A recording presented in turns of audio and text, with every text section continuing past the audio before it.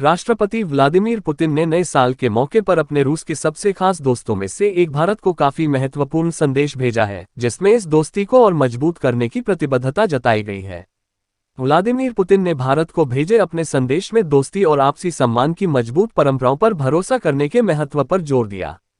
आपको बता दें कि रूस और भारत ने 2022 में अपने राजनयिक संबंधों की 75वीं वर्षगांठ मनाई है और रूसी राष्ट्रपति ने अपने संदेश में इस बात पर सबसे ज्यादा जोर दिया है। रूसी राष्ट्रपति ने राष्ट्रपति द्रौपदी मुर्मू और प्रधानमंत्री नरेंद्र मोदी को नए साल की शुभकामनाएं भेजते हुए भारत और रूस के बीच के संबंधों को लेकर कई अहम बातें कही हैं।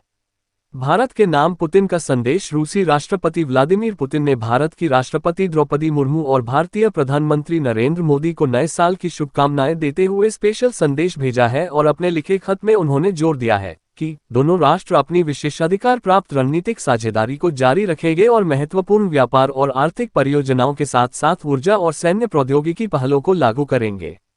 व्लादिमीर पुतिन ने कहा है कि मुझे विश्वास है कि भारत की हाल ही में शुरू हुई एससीओ और जी20 अध्यक्षता एशिया और पूरी दुनिया में स्थिरता और सुरक्षा को मजबूत करने के हित में साबित होगी और हमारे लोगों के लाभ के लिए बहुआयामी रूस भारत सहयोग के निर्माण के लिए नए अवसर खोलेगी। पश्चिमी देशों को नहीं भेजेंगे संदेश। भारत को रूसी राष्ट्रपति से मिला ये बधाई संदेश काफी महत्वपूर्ण माना जा रहा है, क्योंकि व्लादिमीर पुतिन ने इस साल अमेरिका के साथ साथ फ्रांस, जर्मनी को संदेश नहीं भेजेंगे।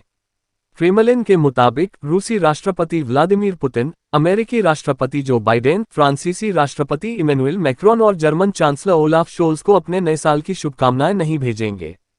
यूक्रेन पर रूसी हमले के बाद अमेरिका समेत पश्चिमी देशों ने रूस के ऊपर अबू यूक्रेन पर पुतिन के हमले के परिणामस्वरूप उक्त राष्ट्रों ने मॉस्को पर अभूतपूर्व प्रतिबंध लगाए हैं।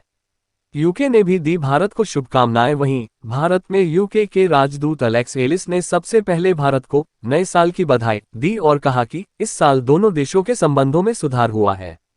अपने ट्विटर पेज पर साझा किए गए एक वीडियो संदेश में एलिस ने कहा है कि 2022 भारत और यूके दोनों के लिए एक शानदार वर्ष है और इस वर्ष ने उनके संबंधों को मजबूत किया है।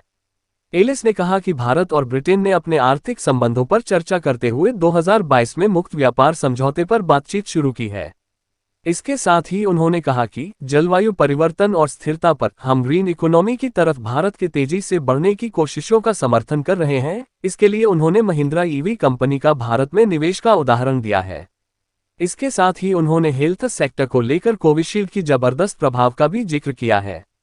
उन्होंने कहा कि अब इबोला के टीकों का भी निर्माण किया गया है और भारत और ब्रिटेन के द्वारा बनाए गए तकनीक को अफ्रीका भेजा जा रहा है।